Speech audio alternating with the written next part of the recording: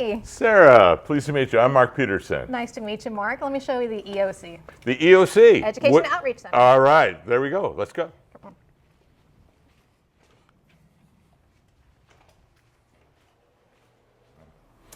Welcome to Go Gardening. We're here at the EAA Educational Outreach Center, and I have Sarah.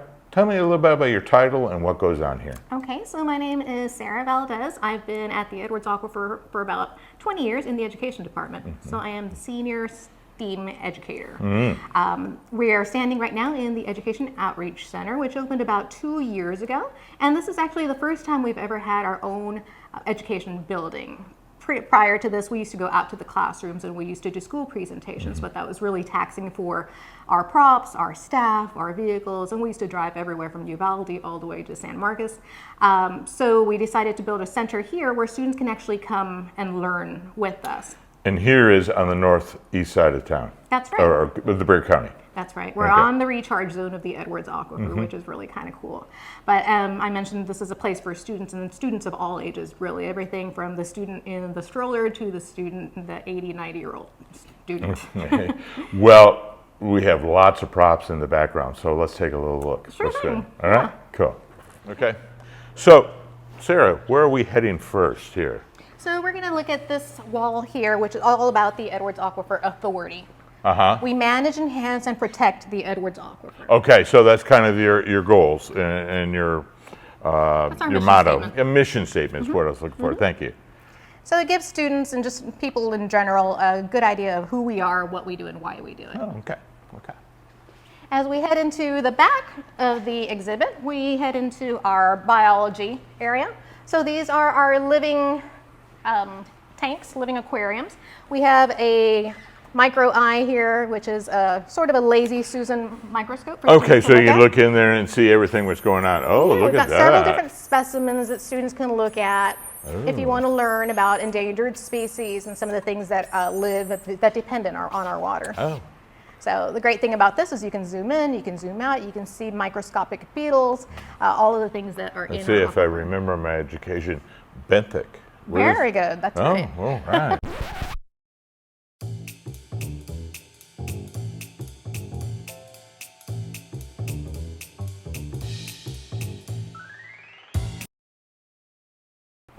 So over here we've got our native and non-native tanks, and so we have a lot of non-native species. In this tank we have everything from a goldfish to a plecostomus, or the little suckermouth catfish.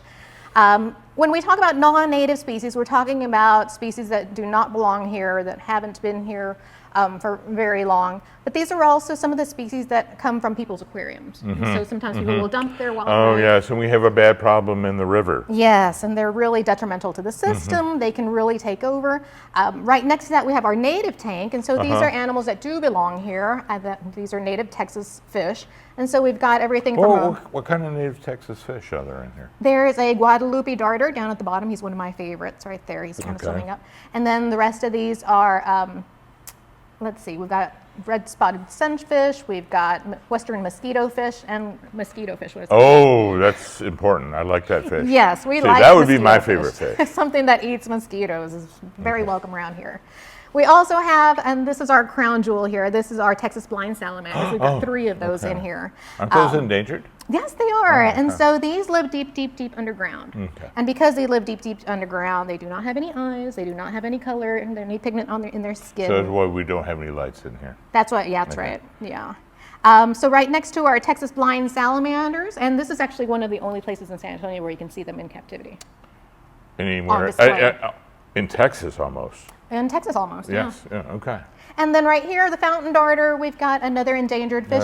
This is kind of like the fountain darter kind of started it all, didn't it? Well, the fountain darter is a little fish that doesn't float like a regular The fish. salamander also did. Yeah. Okay. So both of these guys are endangered, and they're really important, and they're really neat species, really neat animals to look at. So, All right. Where else are we going to go? okay, so we can go into our geology area. Okay. Wonderful. I will stop by here first of all, and I'll show you this cool globe. So this is interesting. What is this? This is our global perspective display, and this has the ability to show anything we want, really. We can program it to show weather, we can show it temperature, we can show wind, we can show, this is one of my favorites. So you press the button there, and you can see hurricanes forming. Is this like an actual hurricane that you have documented, or? Well, all of these videos are pulled from NOAA and NASA. Okay. So most of these are videos. The top 5 are current data, real time. So we can see temperature right now as it really is out there. Oh, okay. And over here we have one of our most popular displays. This one is what we call a real cloud pleaser. Wow. You How can- does it make it work? And what does it do? You can make your own cloud by pressing down on the black. Oh, Go ahead and press down on the black Okay. rubber here. all right. Wow! Oh, you didn't tell me how hard to do it, but you can make little rings and everything. Yeah, you can make little wow. clouds, you can make big clouds. So, people are used to seeing clouds. We're not used to making clouds or interacting with the clouds. Oh So wow, that's a lot that of is fun. so cool. I could probably sit here and do this all day. All right. What else do we have to look at? Okay, well, let's talk a little bit about plants, I think. All right. All right.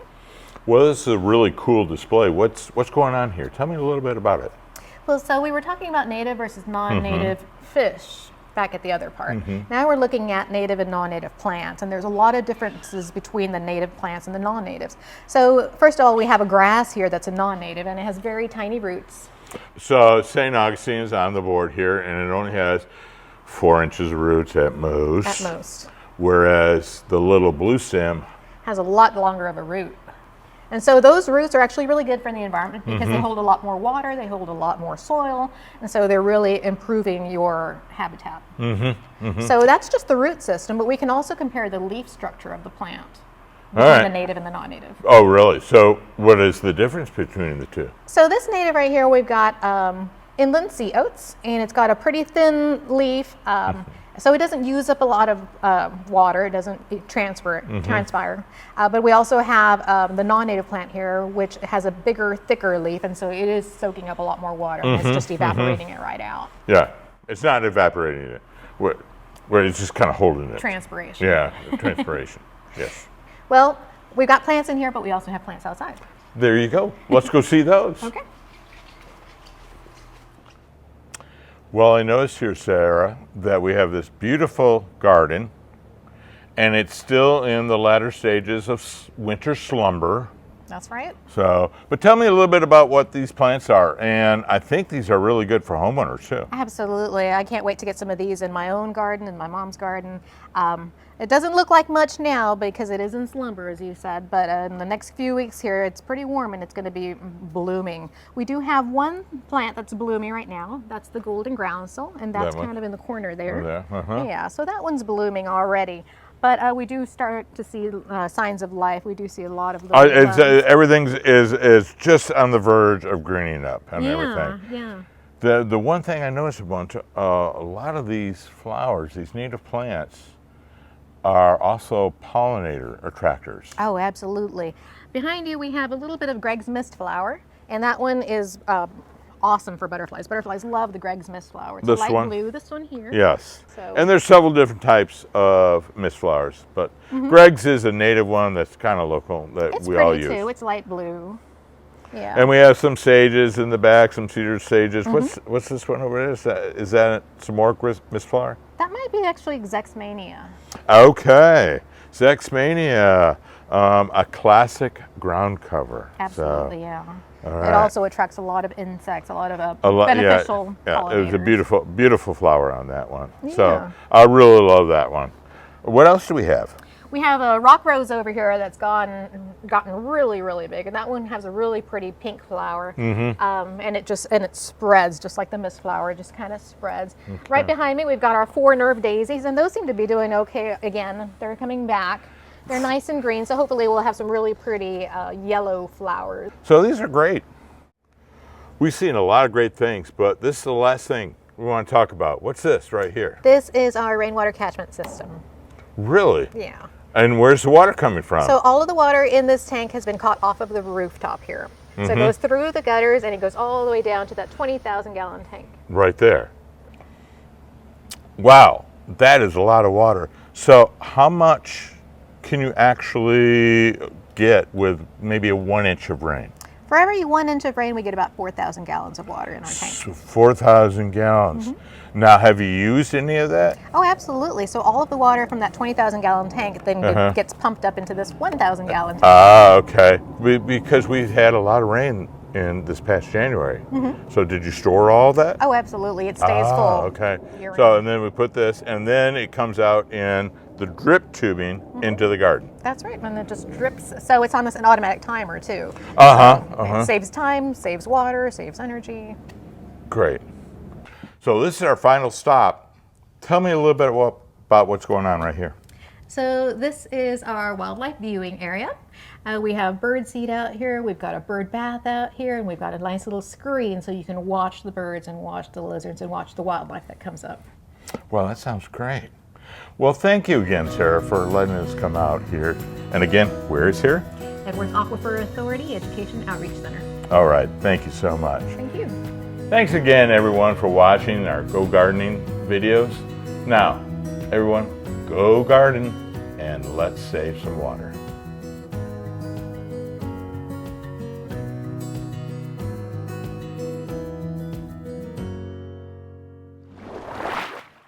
Ever wonder where all of the water we use to drink, bathe, cook, garden, and put out fires comes from? Ever wonder how our water supply is safeguarded to ensure it's there for generations to come? The answers to all your questions will be waiting for you at the Edwards Aquifer Authority Education Outreach Center. Book your free visit today at eaaeoc.org. The EOC is the place to be.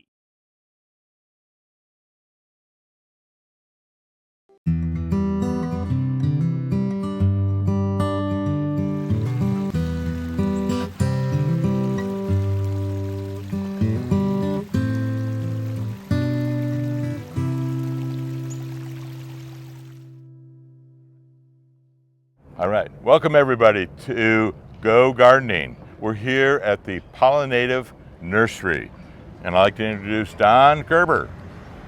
Hey Don, tell us a little bit about about the nursery and what's its goal. So we are a native-only specialty nursery. We do only Texas native plants. They're great for pollinators and our landscapes. They're here for our type of soil, our climate, our rainfall, all those types of things. So everybody's going to have a lot more success with this type of plant. Speaking of success, what we learned back in 2021, most of the natives, if not more than 90%, survived. Right. More than 90% of the non-natives did not. So this is a really great place for promoting natives.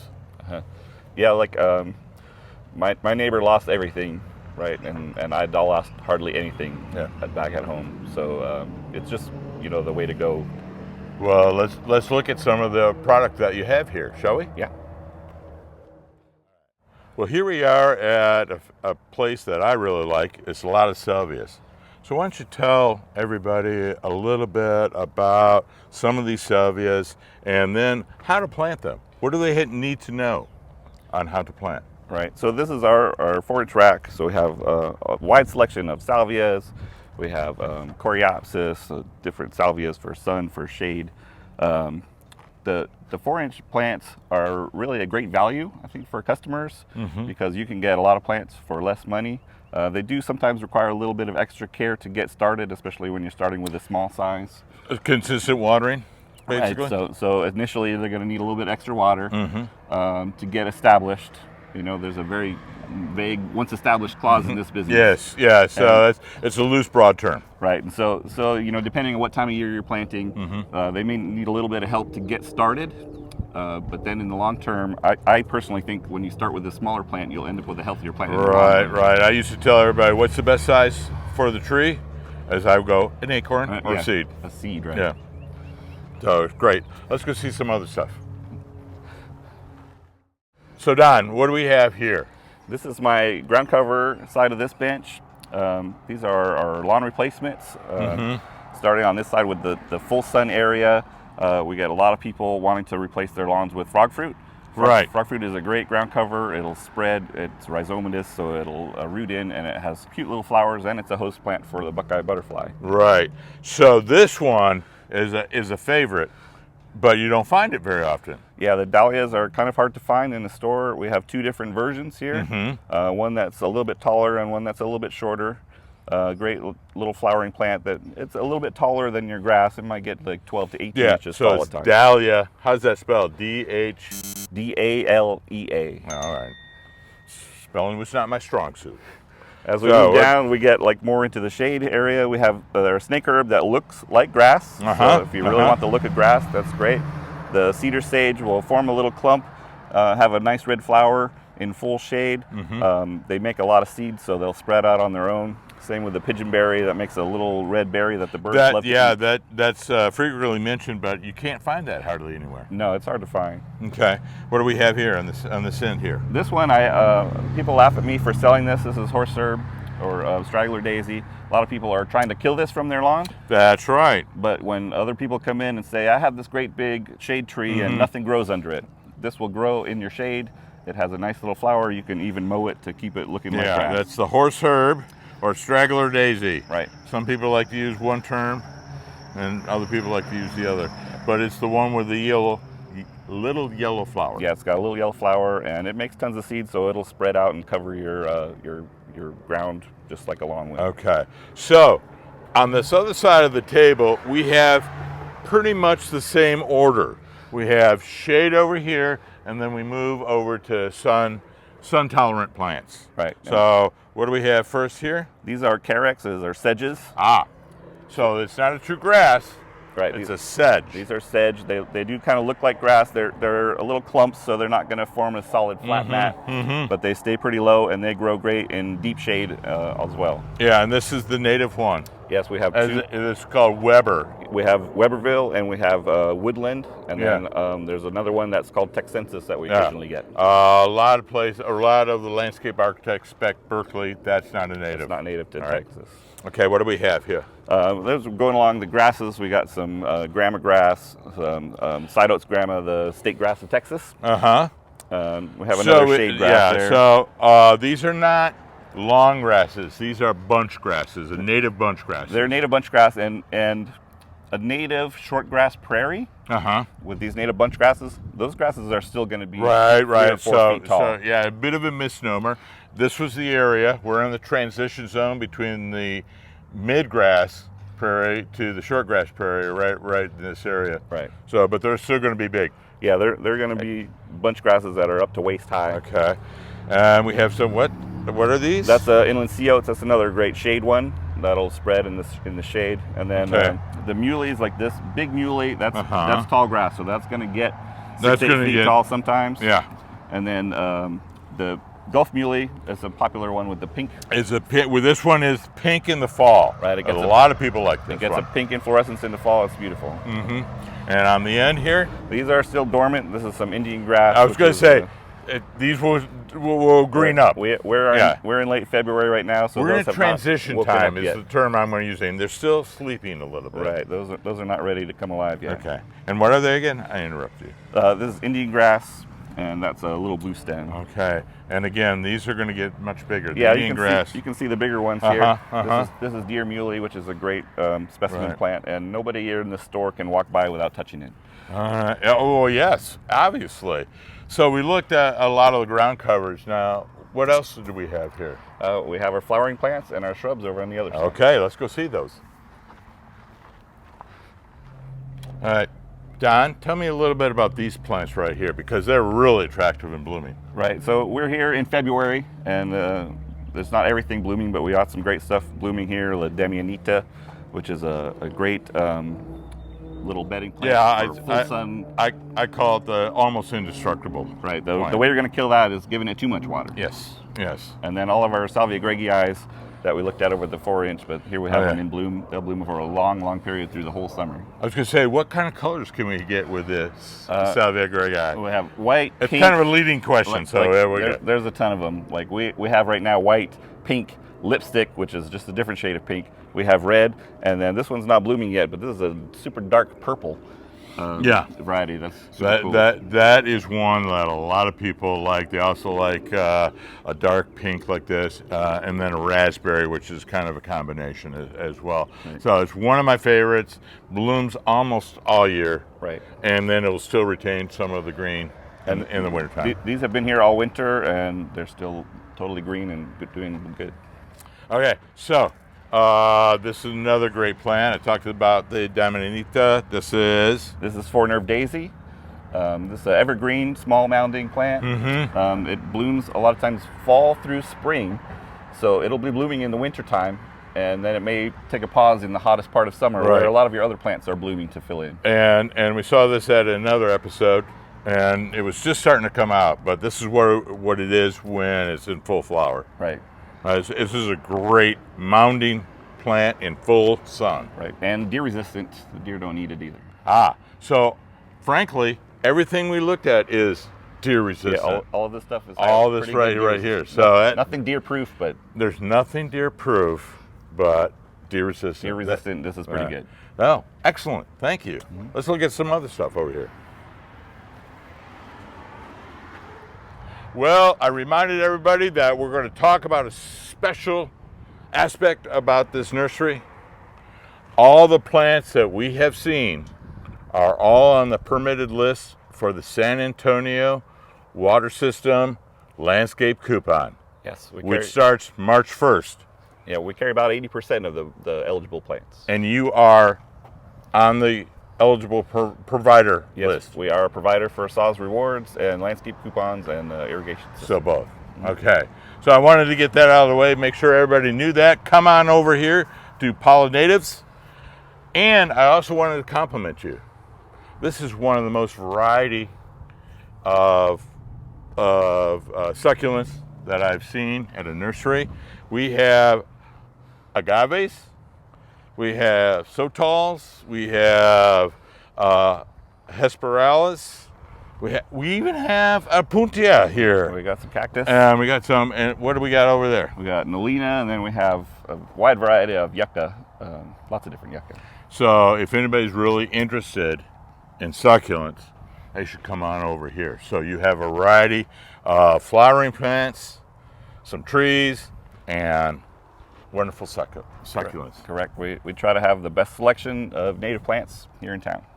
Excellent. Thank you, Daniel. All right. Thank you for coming by. All right. Thanks for having me. Okay.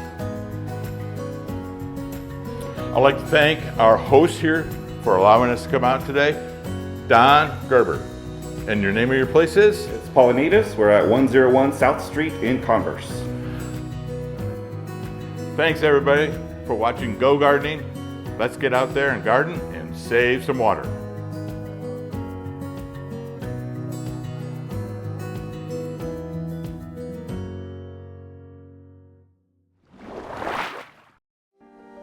So, how does enjoying the many beautiful parks and natural areas located in the Trinity Glen Rose Groundwater Conservation District help protect the clean water stored in the Trinity Aquifer?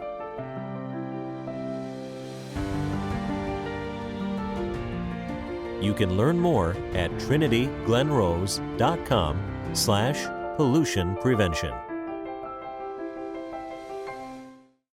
Hi, I'm Andrew Waring, President of the Gardening Volunteers of South Texas. We want to welcome you to enjoy a new season of Go Gardening in 2024. This is our third year and we appreciate you watching. And if you've not had a chance, go back and look at our past presentations on YouTube. So go gardening, save water.